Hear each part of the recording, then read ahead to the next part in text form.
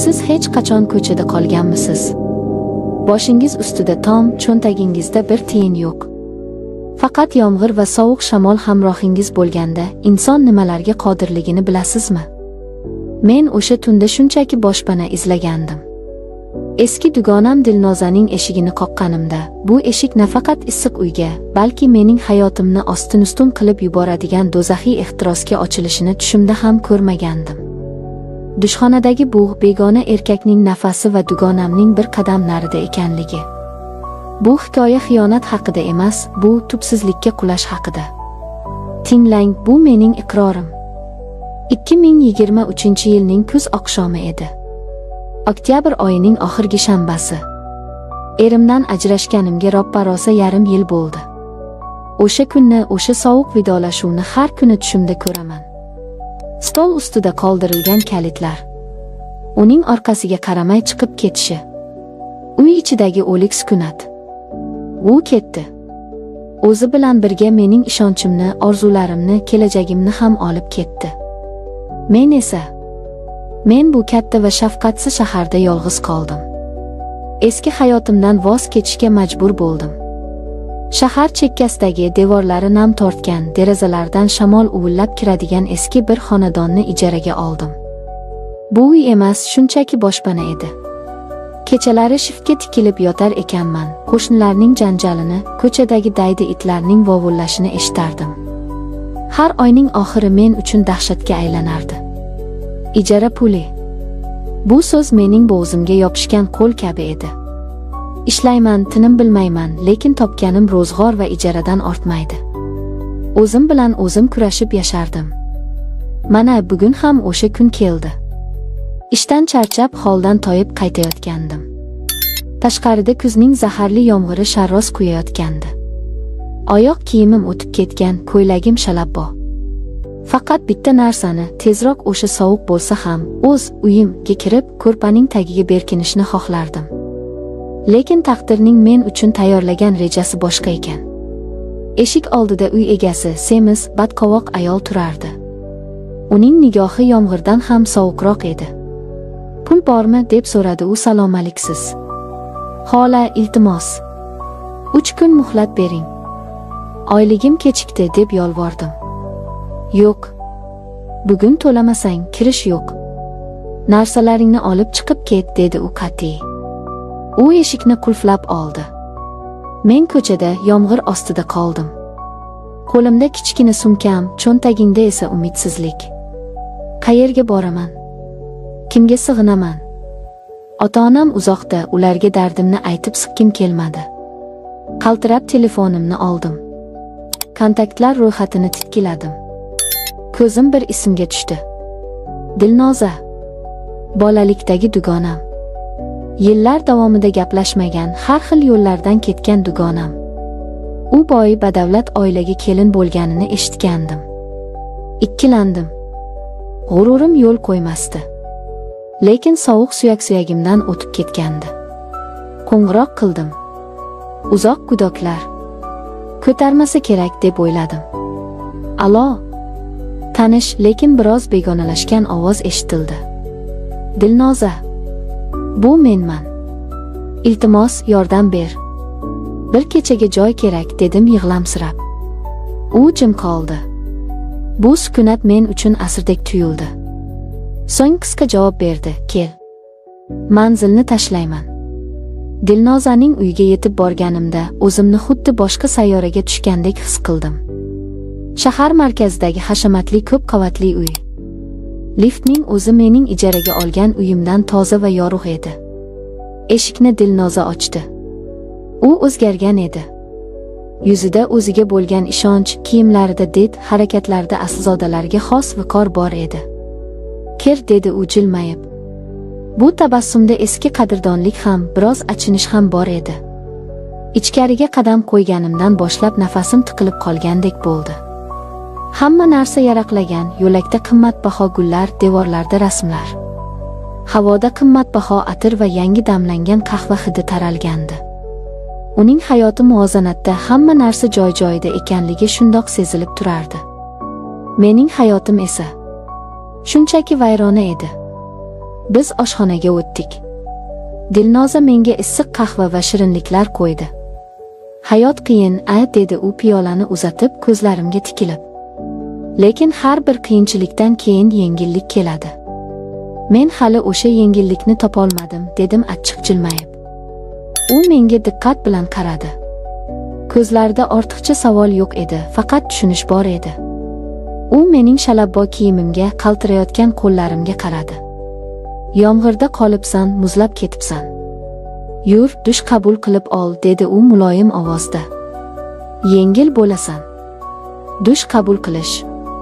Bu taklif menga xuddi jannatga kirish taklifidek eshitildi. Issiq suv, toza xona. Men bunga qanchalar muhtoj edim. Dilnoza meni keng va yorug' yuvinish xonasiga boshlab kirdi. Mana sochiq yangi xalat. Bemalol yuvinaver. Men yotoqxonada bo'laman, dedi-yu chiqib ketdi. Dushxonada yolg'iz qoldim. Ko'zguga qaradim. U yerda charchagan, ko'zlari so'ngan, hayotdan to'ygan bir ayol aksini ko'rdim. Kiyimlarimni yechdim. Issiq suvni ochdim. Suv terimga tekkanda u nafaqat tanamni, balki ichimdagi muzlagan yolg'izlikni, alamni va yashirin istakni ham uyg'otdi. Anchadan beri erkak kishi bilan bo'lmaganman. Tanam mehrga, teginishga tashna edi. Issiq suv ostida ko'zlarimni yumib, bir zumga barcha muammolarni unutishga harakat qildim. Dushdan chiqib, sochiqqa o'ranib turganimda eshik taqilladi. Kirib chiqaymi? Bir narsam qolib ketibdi, dedi Dilnoza. Kir, dedim. U kirdi. U ham yechini boshladi. Men ham bir chayilib olay, erim kelishiga tayyorgarlik, dedi u kular yuz bilan. Men uni kuzatdim. Uning oppoq, parvarishlangan badani. Lekin e'tiborimni boshqa narsa tortdi. Uning qomati. Biroz to'lishgan, harakatsizlikdan bo'shashgan edi. Dilnoza dush kabinasiga kirdi. Suv shillillab oqa boshladi. Kabina oynasi xira bo'lgani uchun uning faqat silueti ko'rinardi. Men ko'zgu oldida sochlarimni quritayotgandim. Fenning ovozi g'ullardi. To'satdan fenni o'chirdim. Eshik ortidan erkak kishining yo'g'on ovozi eshitildi. Dilnoza, hali ham dushdamisan, jonim? Muzlab qoldim. Bu uning eri edi. Men nima qilishni bilmay qoldim. Men yubka sochiqqa o'ranganman, ich kiyimsizman. Dushxona eshigi qulflanmagan. Ovozga javob berishga ulgurmadim. Dastgohga yopishib, go'yo tish yuvayotgandek turib oldim. Umid qildimki, u hozir kirib kelmaydi. Lekin qadam tovushlari yaqinlashdi. Eshik tutqichi buraldi. Yo'q, deb ichimda baqirdim. Eshik ochildi. Ostonada baland bo'yli, kelishgan, faqat beliga sochiq o'ragan erkak paydo bo'ldi. U kirib keldi va meni ko'rib to'xtab qoldi. Men og'zimda tish pastasi bilan, qo'rquvdan ko'zlarim katta-katta ochilgan holda unga tikilib qoldim. U bir zum menga, keyin ishlayotgan dush kabinasiga qaradi. Dilnoza ichkarida suv ovozidan hech narsani eshitmayotgan edi. U chiqib ketishi kerak edi. Uzr so'rab eshikni yopishi kerak edi.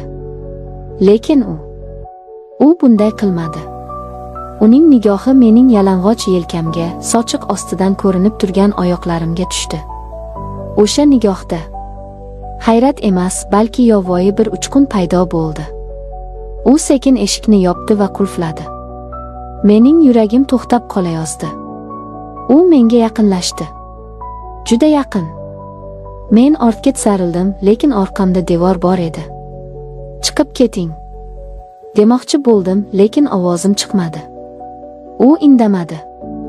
Faqat ko'zlarimga tikilib bir qadam oldinga tashladi. Dushxonada g'alati, bo'g'uvchi va ayni paytda elektrli bir sukunat hukm surardi. Faqat suvning shildirashi va bizning tezlashgan nafasimiz. U mening yonimga keldi. Uning erkaklik hidi, issiq nafasi meni o'rab oldi. U qo'lini uzatib nam sochlarimga tegdi. Bu teginish, bu xuddi olovdek edi. Qo'rquv bilan birga yillar davomida uxlab yotgan, bosilgan ehtirosim uyg'ondi. Men dugonamga xiyonat qilishni istamasdim. Men bu uyni buzishni istamasdim. Lekin shu lahzada Men ojiz edim. U orqamga o'tdi. Uning ko'kragi mening yalang'och yelkamga tegdi. U belimdan mahkam ushladi. Men qarshilik qilmoqchi bo'ldim. Qo'llarim bilan uning qo'llarini itardim. Lekin u kuchli edi. Va eng yomoni, mening tanam unga qarshilik qilishni xohlamayotgandek edi. U sochiqni sekin pastga tushira boshladi. "Iltimos, Dilnoza", deb pichirladim men. "U eshitmaydi", dedi u qulog'imga past xirillagan ovozda. U band. O'sha daqiqada dush kabinasining eshigi qiya ochildi. Men o'lib qolayozdim. Tamom. Hozir hammasi tugaydi, deb o'yladim. Dilnozaning qo'li ko'rindi. U shampun shishasini qidirayotgandek edi. Biz ikkimiz ham haykaldek qotib qoldik. Uning eri meni o'ziga yanada mahkamroq bosdi, go'yo meni o'z tanasi bilan to'sib qolmoqchi edi. Dilnoza shampunni oldi va eshikni qayta yopdi. Biz chuqur nafas oldik. Bu xavf, bu adrenalin bizni yanada junbishga keltirdi. U meni ko'tarib oynali stol ustiga o'tkazdi. Endi ortga yo'l yo'q edi. Uning harakatlari dadil va talabchan edi. Mening tanam og'riq va lazzat aralash bir olov ichida yonardi. Uning har bir teginishi, har bir harakati meni dunyodan uzib qo'ygan edi. Men tovush chiqarmaslik uchun labimni tishladim. Dushdagi suv ovozi bizning sirimizni yashirib turardi. Bu xiyonat edi. Bu eng tuban ish edi. Lekin shu bilan birga bu mening yolg'iz, sovuq va azobli hayotimdagi eng yorqin, eng unutilmas lahza edi. Biz xuddi o'g'rilardek shoshib, ehtiros bilan, vaqt bilan poyga o'ynardik. 10 daqiqa, balki 15 daqiqa. Bu vaqt ichida men butun umrga tatigulik hissiyotlarni boshdan kechirdim. Biz bir-birimizga tikilib so'nggi nuqtaga yetdik. Uning nafas olishi og'irlashdi, men esa holsizlanib uning yelkasiga boshimni qo'ydim. Suv ovozi o'chdi. Bu signal edi. Biz tezda ajraldik. U chaqqonlik bilan sochiqni beliga o'radi va eshikni ochib tashqariga chiqib ketdi. Men titrayotgan qo'llarim bilan sochiqni o'ranib, yana ko'zgu oldiga qaytdim. Yuzim qip-qizil, ko'zlarimda yovvoyi bir nur bor edi. Bir necha soniyadan keyin Dilnoza dushdan chiqdi. U xalatga o'rangan, yuzi tiniqlashgan edi. "Voy, sen hali ham shu yerdamisan? Sochingni quritib bo'ldingmi?" deb so'radi u beparvo. Men unga qaradim. U hech narsani bilmasdi. Uning eri hozirgina shu yerda men bilan nimalar qilganini xayoliga ham keltirmasdi. "Ha, quritayapman", dedim zo'rg'a. Ovozim o'zimga begona tuyuldi. O'sha kecha men mehmonxonadagi divanda yotdim. Uxlay olmadim. Tanadagi hislar, vijdon azobi va qo'rquv meni tinch qo'ymasdi.